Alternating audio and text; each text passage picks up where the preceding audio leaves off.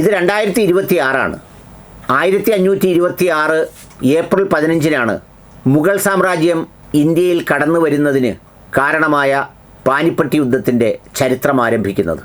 500 വർഷങ്ങൾ പിന്നിട്ടിരിക്കുന്നു ആ മുഗൾ സാമ്രാജ്യം ഈ രാജ്യത്തേക്ക് വന്നിട്ട്. ഇന്ന് മുഗൾ സാമ്രാജ്യത്തിൻ്റെ പേരുകളും എല്ലാം CBSE സിലബസുകളിൽ നിന്നും മറ്റുമൊക്കെ നീക്കം ചെയ്ത് വിദ്യാഭ്യാസ പുസ്തകങ്ങളിൽ നിന്ന് വിദ്വേഷത്തിൻ്റെ കഥകളാക്കി മാറ്റി അതിനെ തമസ്കരിച്ച് ഒഴിവാക്കി വിടുമ്പോഴും ഇന്നത്തെ ഇന്ത്യയും ജീവിക്കുന്നത് മുഗളന്മാർ പണികഴിപ്പിച്ച മനോഹരമായ ചരിത്ര അടയാളങ്ങളുടെ സവിധത്തിലാണ്. അതിൻ്റെ പ്രസക്തിയിലാണ്, അതിൻ്റെ പ്രാധാന്യത്തിലാണ്. ഒരുപക്ഷെ മുഗൾ ഭരണത്തിൻ്റെ കയ്യിൽ നിന്നാണ് ഇന്ത്യയെ നമുക്ക് തിരിച്ചു കിട്ടുന്നതെങ്കിൽ, നമ്മുടെ ഭാരതമായി ഇന്ത്യയായി നമ്മുടെ രാഷ്ട്രശില്പികൾക്ക് തിരിച്ചു വാങ്ങിക്കാൻ കഴിഞ്ഞതെങ്കിൽ ഈ ഇന്ത്യ എത്ര മനോഹരമായിരിക്കുമായിരുന്നു എന്ന് ഒന്ന് ചിന്തിച്ചു നോക്കേണ്ടതാണ്.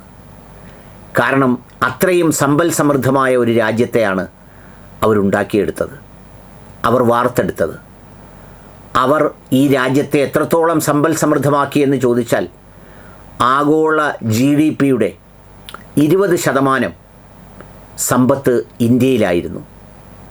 മനോഹരമായ സൗധങ്ങൾ, മനോഹരമായ കൊട്ടാരങ്ങൾ, ഉദ്യാനങ്ങൾ, അതുപോലെ തന്നെ ക്ഷേത്രങ്ങൾ, പള്ളികൾ, പിന്നെ അതുപോലെയുള്ള അടയാളങ്ങളൊക്കെയും നിറഞ്ഞു നിൽക്കുന്ന മനോഹരമായ നാടായി ആ മുഗൾ സാമ്രാജ്യത്തിൻ്റെ കയ്യിൽ നിന്നും നമുക്ക് കിട്ടിയിരുന്നെങ്കിൽ എത്ര ഭംഗിയുള്ളതാകുമായിരുന്നു.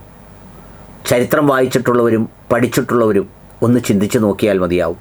അവരുടെ രാജസദസ്സുകളുടെ വൈവിധ്യം, വ്യത്യസ്ത ഭാഷയിലും വ്യത്യസ്ത ജാതിമത വിഭാഗങ്ങളിൽപ്പെടുന്ന പ്രതിഭാധനന്മാരായ കവികളുടെ കവിയരങ്ങുകൾ, അവരുടെ മനോഹരമായ വാക്കുകൾ കൊത്തിവെച്ച ശില്പങ്ങൾ, മനോഹരമായ ചരിത്ര നിർമ്മിതിയുടെ അടയാളങ്ങൾ, എന്തെല്ലാം. കോളനിവൽക്കരണം നമ്മുടെ സമൂഹത്തിൽ ചരിത്രത്തിൽ 2 തരമുണ്ട്. ആഘോഷിക്കപ്പെടേണ്ട കോളനിവൽക്കരണമുണ്ട്. അപമാനിതരായി കണ്ണീരണിഞ്ഞ ഓർമ്മയോടെ വേദനയോട് ഓർക്കേണ്ട കോളനിവൽക്കരണവുമുണ്ട്. സത്യസന്ധമായി ചരിത്രം വായിച്ചാൽ മുഗൾ ഭരണകാലഘട്ടത്തിലെ ഇന്ന് രചിക്കുന്ന കള്ളക്കഥകളൊക്കെയും വെറും പച്ചയായ നുണകളാണെന്ന് തിരിച്ചറിയുന്നവർക്ക് ആഘോഷിക്കപ്പെടേണ്ട ഒരു കോളനിവൽക്കരണമായിരുന്നു മുഗൾ ഭരണകൂടത്തിൻ്റെ ഇന്ത്യ ഭരണം, അവിഭക്ത ഇന്ത്യയുടെ ഭരണം. അവർക്ക് എങ്ങോട്ടും മോഷ്ടിച്ചുകൊണ്ട് പോകാനില്ലായിരുന്നു. എല്ലാം അവരിവിടെയാണ് സൃഷ്ടിച്ചത്. എല്ലാം ഇവിടെ തന്നെ ജീവിച്ചു, ഇവിടെ തന്നെ സൃഷ്ടിച്ചു. ഈ ചരിത്രത്തിൻ്റെ തന്നെ ഭാഗമായി ഇവിടെ തന്നെ അവർ മണ്ണിൽ ലയിക്കുകയാണ് ചെയ്തത്. പാഠപുസ്തകത്തിൻ്റെ താളുകളിൽ നിന്ന് അവരെ മാറ്റിയെങ്കിലും ഈ 2024-25 വർഷവും അവർ പണികഴിപ്പിച്ച താജ്മഹലും ഹുമയൂൺ ടോംബുമൊക്കെ കാണാൻ വിദേശ രാജ്യങ്ങളിൽ നിന്നെത്തുന്നതിൻ്റെ 10-1 പോലും ആളുകൾ പിന്നീട് ആരും നിർമ്മിച്ചതൊന്നും കാണാൻ വരുന്നില്ല എന്നതാണ് അതിൻ്റെ ഒരു പ്രത്യേകത. അത്രമേൽ കാലാതിവർത്തിയായിരുന്നു അവരുടെ നിർമ്മിതികൾ. 51% വിദേശ സഞ്ചാരികളുടെ വർധനവാണ് 24-25 വർഷത്തിൽ ഈ പറയുന്ന താജ്മഹൽ കാണാനുണ്ടായത്. ഏതാണ്ട് 20% വർധനവാണ് ഹുമയൂൺ ടോംബ് കാണാനുണ്ടായത്. ചെങ്കോട്ടയുടെ ആ പശ്ചാത്തലത്തിൽ നിന്നുകൊണ്ടാണ് ഇന്നും രാജ്യത്തിൻ്റെ പ്രധാനമന്ത്രി ഏറ്റവും പ്രൗഢോജ്വലമായ പ്രസംഗങ്ങൾ കാഴ്ചവെക്കുന്ന അടയാളത്തിൻ്റെ ആ വിത്ത് പാകിയതിൻ്റെ 500 വർഷങ്ങൾ കഴിഞ്ഞിട്ടും അത് അവശേഷിക്കുന്നുവെങ്കിൽ എത്ര മനോഹരമായിരുന്നു. എത്രമേൽ ഭംഗിയോടെ ഈ 20% GDPയോടൊക്കെ സൃഷ്ടിച്ച അത്രമേൽ സമ്പത്തുണ്ടായിരുന്ന ഒരു രാജ്യത്തിൻ്റെ അവസാനത്തെ കോളനിവൽക്കരണം, ചൂഷണത്തിൻ്റെ, പിടിച്ചുപറിയുടെ, മോഷണത്തിൻ്റെ, നശിപ്പിക്കലുകളുടെ ഒരു കാലഘട്ടം. അതില്ലായിരുന്നുവെങ്കിൽ ഈ രാജ്യത്തിൻ്റെ പാരമ്പര്യം, അതിൻ്റെ മധുരം എത്ര വലുതാകുമായിരുന്നു. കാരണം ഈ മുഗൾ സാമ്രാജ്യത്തിലെ ഭരണാധികാരികൾ ആരും തന്നെ ഈ രാജ്യത്തെ ജാതീയമായി വേർതിരിച്ചില്ല. വെജിറ്റേറിയനും നോൺ വെജിറ്റേറിയനും ഉണ്ടാക്കിയില്ല. ജാതിയും മതവും വർണ്ണവും ഒന്നും ഉണ്ടാക്കിയില്ല. ആര്യൻ തിയറി ഉണ്ടാക്കി സവർണർമാർ മുഴുവൻ, ബ്രാഹ്മണർ മുഴുവൻ സായിപ്പിൻ്റെ അളിയന്മാരാണെന്നുള്ള കഥകൾ ഉണ്ടാക്കിയില്ല. ഒരു വിഭാഗം ആളുകളോട് പശുവിൻ്റെ കൊഴുപ്പും മറ്റൊരു വിഭാഗം ആളുകളോട് പന്നിക്കൊഴുപ്പുമാണെന്ന് പറഞ്ഞ് ഈ പറയുന്ന തമ്മിലടിപ്പിച്ച് കലാപമുണ്ടാക്കിയില്ല. അവരുടെ ഭരണ സദസ്സുകളിൽ എല്ലാ തരത്തിലുമുള്ള ആളുകൾ ഉണ്ടായിരുന്നു. എന്തിന്, മതത്തിൻ്റെ പരിമിതികൾക്കപ്പുറത്ത് പോലും അവർ വിവാഹം കഴിച്ചു. വിവാഹം കഴിച്ച ഭാര്യമാരെ അതത് മതങ്ങളിൽ നിലനിർത്തി.